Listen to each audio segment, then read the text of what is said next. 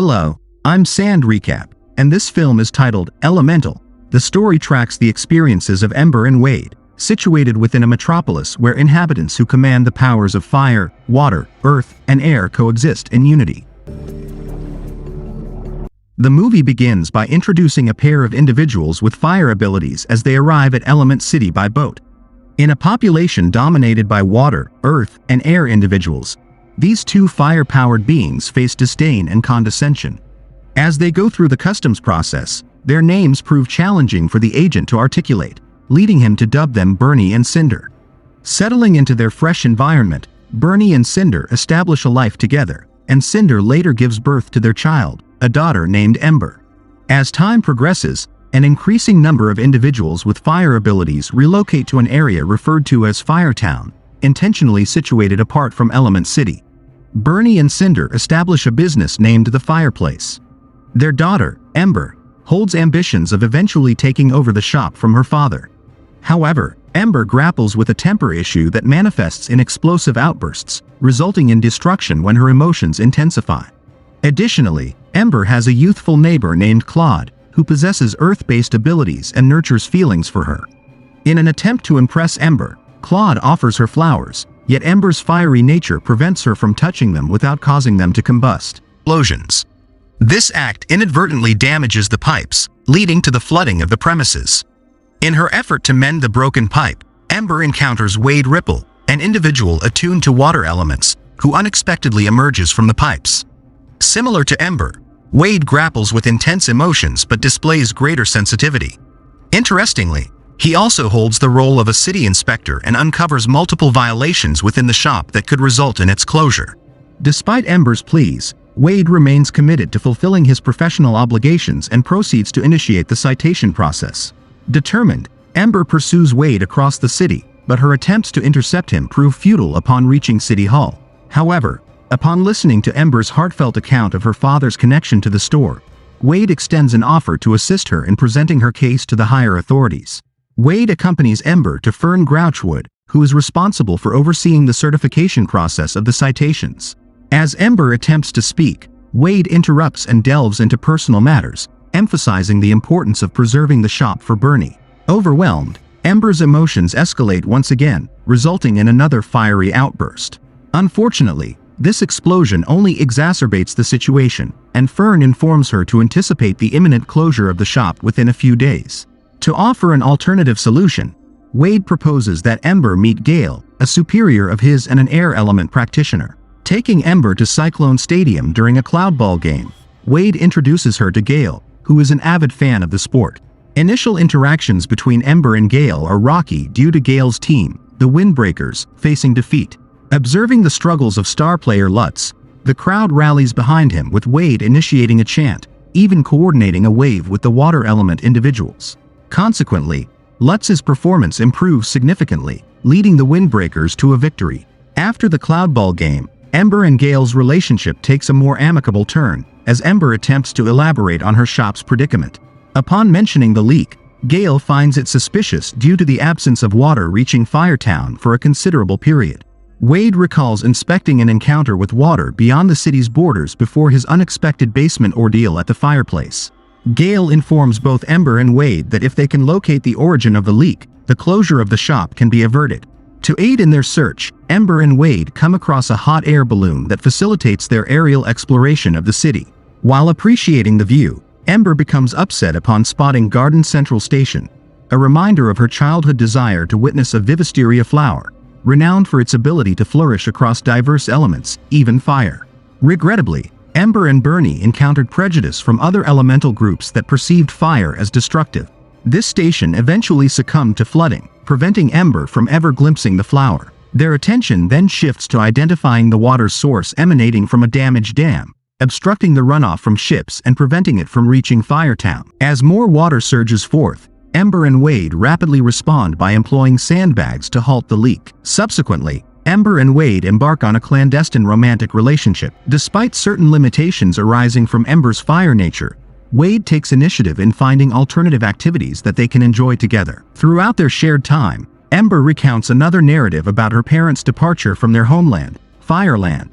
after a devastating storm razed their dwelling. On the day of their departure, Bernie attempted to present his father with the revered blessed bow, a symbol of utmost respect in fire culture. However, his father rejected the bow, perceiving his son's departure as a betrayal of their home. Preserving a cultural aspect of the fire people, a blue flame is prominently displayed in their shop, symbolizing blessings. Ember strives to conceal her relationship from her parents, although Cinder claims to sense the aura of love surrounding her daughter. Wade's visits to the shop compel him to adopt the guise of an inspector, given Bernie's aversion to water people. Wade receives a sample of Bernie's intensely hot coal nuts, and despite the burning sensation they cause, Wade attempts them. His subsequent endeavor to dilute them with water incurs Bernie's anger, leading to Wade's banishment from the establishment. Returning to the dam, Wade observes the sandbag's failure to contain the water. Ember joins him and devises a solution, employing the sand from the bags to forge tempered glass using her flame,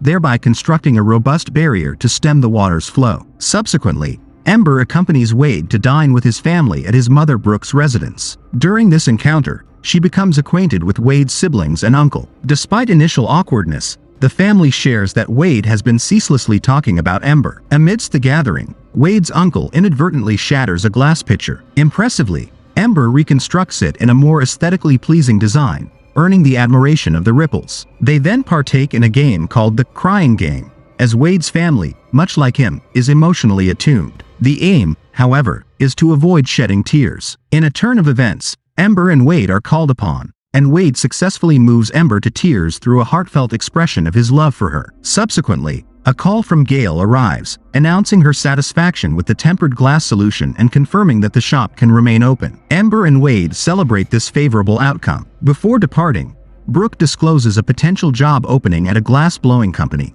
recognizing Ember's skill set. While Ember is intrigued by the idea, she confides in Wade about her internal conflict regarding taking over the shop, admitting that it's not a path she genuinely desires to pursue. Wade surprises Ember with a visit to Garden Central Station. Gail joins them and crafts an underwater air bubble, allowing Ember to submerge herself. Together with Wade, she ventures beneath the surface and finally encounters the Vivisteria flowers, which bloom as she approaches. The shrinking air bubble prompts Wade to swiftly swim out with Ember. Despite this remarkable experience, Ember remains cautious about getting too close to Wade, fearing the potential harm their contrasting elements might cause. Wade offers reassurance, urging Ember to proceed at a comfortable pace. Gradually, they touch hands, generating steam. Their closeness advances, enabling them to share a dance. However, Ember's family commitments resurface, compelling her to retreat to the shop. Wade follows her, and their presence doesn't escape Cinder's notice. She directs them to her room within the shop and initiates a smoke reading to discern the authenticity of their love. Before Cinder can complete the reading,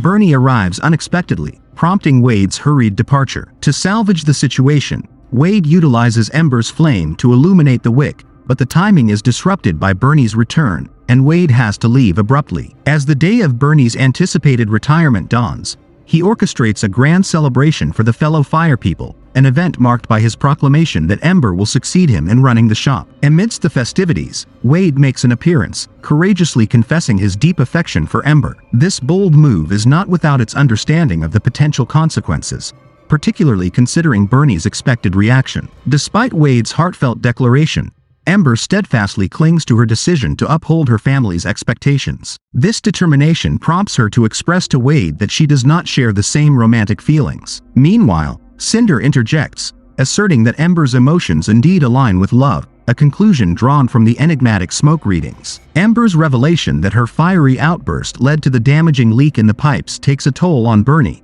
shattering his initial plans of retirement. Disillusioned by this revelation, Bernie reverses his decision to retire, explaining that his trust in Ember has been compromised by her actions. This unexpected turn of events engenders a sense of conflict, as Ember grapples with the rift caused by her explosive temper and its implications for her family and her romantic feelings for Wade. The intricate interplay between Ember's personal desires, familial responsibilities, and the repercussions of her past actions forms the backdrop for a complex and emotional juncture in the story. In a solitary moment, Ember seeks solitude but makes a startling discovery. The glass barrier at the dam has fractured, setting off a formidable flood cascading toward Firetown. In a swift response, she endeavors to alert her fellow citizens, urging them to relocate to higher ground. Simultaneously, Wade, who had been on the verge of departing Element City, witnesses the unfolding disaster and promptly changes course, rushing back to lend assistance. As the deluge advances and engulfs the landscape, Ember enters survival mode, striving to shield the precious blue flame inside the shop. Wade joins her in this crucial effort, successfully safeguarding the flame from the impending water onslaught. Despite their efforts, circumstances take a turn, and they find themselves confined within a room. Here, Ember's fiery intensity becomes problematic for Wade due to the rising temperature. A dramatic confrontation arises when Ember attempts to breach the room's confines to rescue Wade. Fearing her own extinguishment, Wade intervenes, preventing Ember's potentially perilous actions. This tense moment propels them into an intimate embrace, seeking solace amid the crisis. In a climactic turn of events, Wade's elemental nature takes a unique turn. As they hold each other close, Wade undergoes an ethereal transformation, evaporating into the air. This poignant and evocative moment punctuates their complex journey, underscoring the intertwining of their distinct elemental identities and their profound connection. Bernie and Cinder swiftly come to Ember's aid, pulling her out of her predicament. In the aftermath of the turmoil, Ember's emotions surge, leading to tears driven by her deception towards her parents and her undeniable affection for Wade. Opening up to Bernie about her remorse and the sense of having disrupted his dreams and life's work, she lays bare her feelings of guilt and regret. Bernie, however, surprises her with a poignant revelation. The shop had never been his ultimate dream.